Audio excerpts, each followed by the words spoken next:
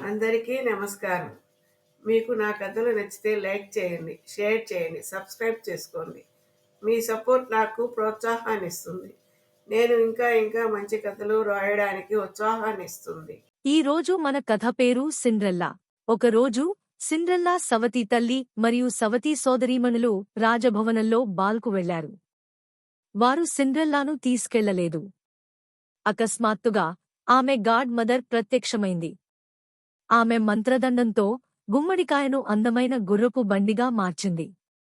Cinderella ఇప్పుడు అందమైన gown మరియు మెరుస్తున్న గాజు చెప్పులతో అలంకరించబడింది.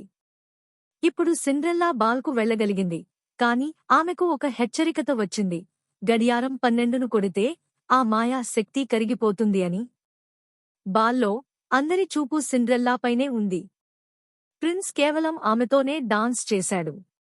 కాని గడియారం 12ను కొట్టగానే గాడ్ మదర్ హెచ్చరించిన ప్రకారం ఇంటికి చేరుకోవాలి అని ఆమె పరుగెత్తి వెళ్ళింది.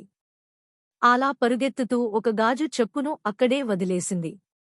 మరుసటి రోజు ప్రిన్స్ ఒక ఇంటి తర్వాత మరో ఇంటికి వెళ్లి ఆ చెప్పులో పాదం సరిపడిన అమ్మాయిని వెతికాడు. చివరికి అతను సిండ్రెల్లా ఇంటికి చేరాడు. ఆమె పాదం గాజు చెప్పులో సరిగ్గా సరిపోయింది.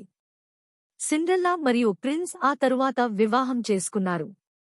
సంతోషంగా వారు శాశ్వతంగా ఆనందంగా జీవించారు. నీతి: మంచి వ్యక్తులు వారి మంచితనానికి ప్రతిఫలం పొందుతారు.